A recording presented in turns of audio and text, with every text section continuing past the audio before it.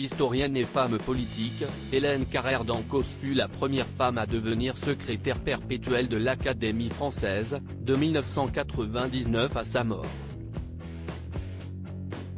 Une grande dame. Ce samedi 5 août 2023, on a appris le décès de Hélène Carrère d'Ancos, qui fut à la fois historienne et femme politique, avant d'entrer à l'Académie française en 1990. Au fauteuil numéro 14, précédemment occupé par l'écrivain Jean Mistelet.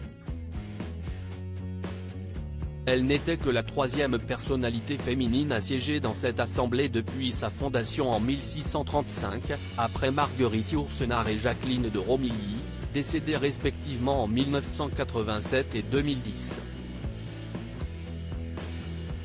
Elle avait 94 ans. Surtout, Hélène Carrère d'Ancos fut la première femme à devenir secrétaire perpétuelle de l'institution en 1999. Hélène Carrère d'Ancos, troisième femme académicienne fille de l'économiste Georges Zourabichvili, elle est d'origine géorgienne, mais née à Paris le 6 juillet 1929. Née apatride, elle devient française en 1950, 6 ans après l'assassinat de son père.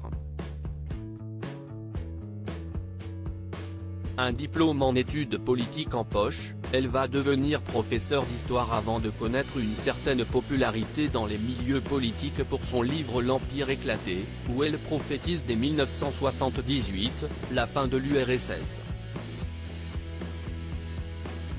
Elle soutient en 1988 Raymond Barre à l'élection présidentielle, avant d'intégrer l'équipe de Jack Lang dans le but de faire voter le oui au traité de Maastricht. Aux côtés de Jacques Chirac, en 1994, elle se porte candidate aux élections européennes. Après avoir été élue sur la liste UDF-RPR, elle devient vice-présidente de la Commission des Affaires étrangères, de la Sécurité et de la Politique de Défense durant le reste de son mandat. Élue à l'Académie française en 1990, elle en devient la secrétaire perpétuelle à la fin de son mandat européen, une première pour l'institution qui a du mal à se féminiser.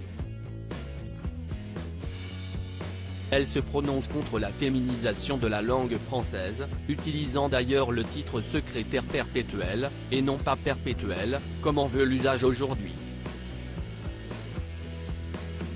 Elle est faite Grand Croix de la Légion d'honneur en 2011 et reçoit la médaille de l'Ordre de l'Honneur en Russie en 2009.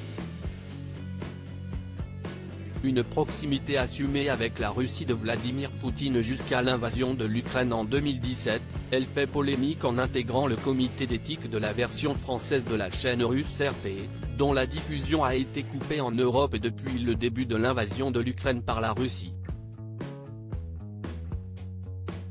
Son discours, pro-Kremlin, fait l'objet de nombreuses critiques, si bien que lors du début de la guerre, en février 2022, elle prend ses distances avec Vladimir Poutine. Elle quitte la chaîne d'information en continu étatique au même moment, et critique l'obstination du dirigeant russe à mener cette guerre. Sur LCI, l'historienne explique ne pas avoir cru à une invasion avant que celle-ci n'éclate. Un fils réalisateur et une fille animatrice, Hélène Carrère d'Ancos a eu 3 enfants dont 2 qui sont devenus célèbres dans leurs domaines respectifs. Emmanuel Carrère, né en 1957, est un écrivain, scénariste et réalisateur reconnu, à qui l'on doit notamment Ouistreham, basé sur le récit de la journaliste Florence Aubenas, mais également la série Les Revenants de Canal+. Sa sœur, Marina Carrère d'Ancos, est une médecin et animatrice, que l'on voit régulièrement sur France 5 dans Le Monde en face, et qui a gagné en popularité en collaborant avec Michel Simès sur le magazine de la santé et Allo Docteur.